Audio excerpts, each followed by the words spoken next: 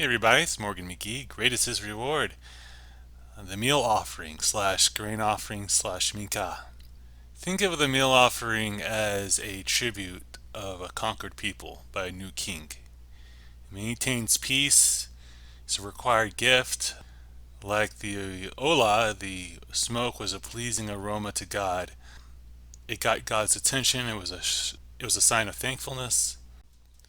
The grain offering was of two parts. The first part was belonged to the Lord.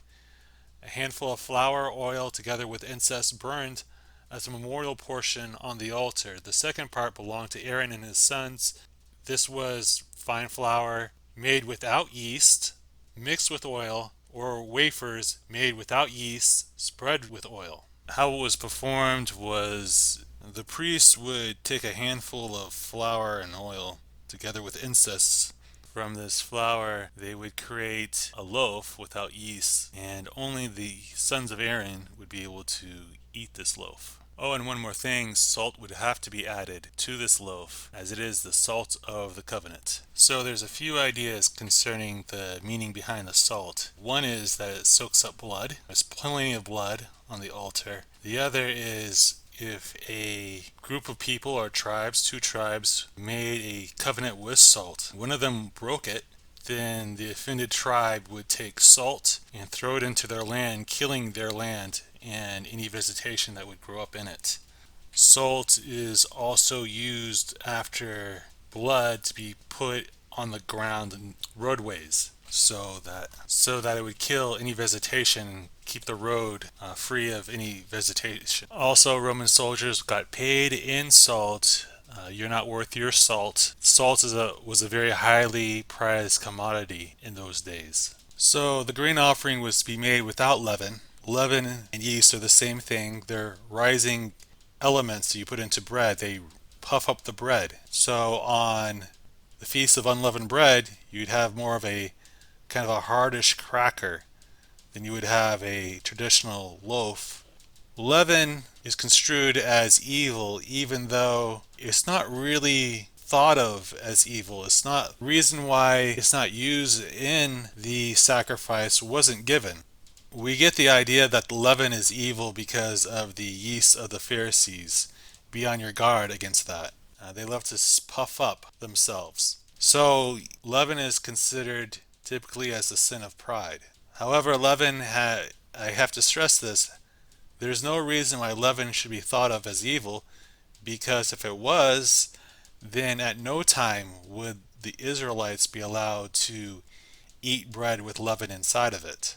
Remember, be ye holy as I, the Lord your God, am holy. Back to the commandment itself.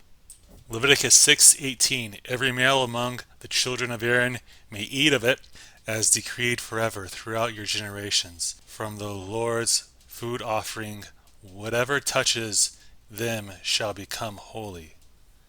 Notice the last part in the King James. Every one that toucheth them shall be holy. Whatever touches them will become holy. Anyone or anything that touches these offerings will become holy.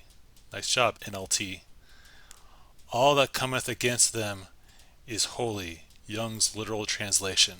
So, if you had to guess where we receive our holiness from, what aspect of the sacrificial system is applied to us to make us holy, what would you say that was? The first fruits. The grain offering is part of the first fruits. Just because we are declared as holy doesn't mean our actions are as such. Just because we are His holy people doesn't mean that we cease tithing, that we cease dedicating our first fruit, that we cease all the behavior that holy people are called to live, a holy life.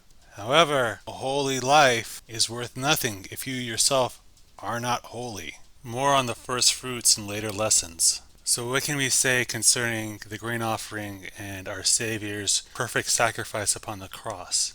If we understand that the blood of bulls and goats could not atone for sin, then we have to say that the sacrifice of our Savior is greater than the grain offering. Where the grain offering without leaven failed to rise, our Savior did.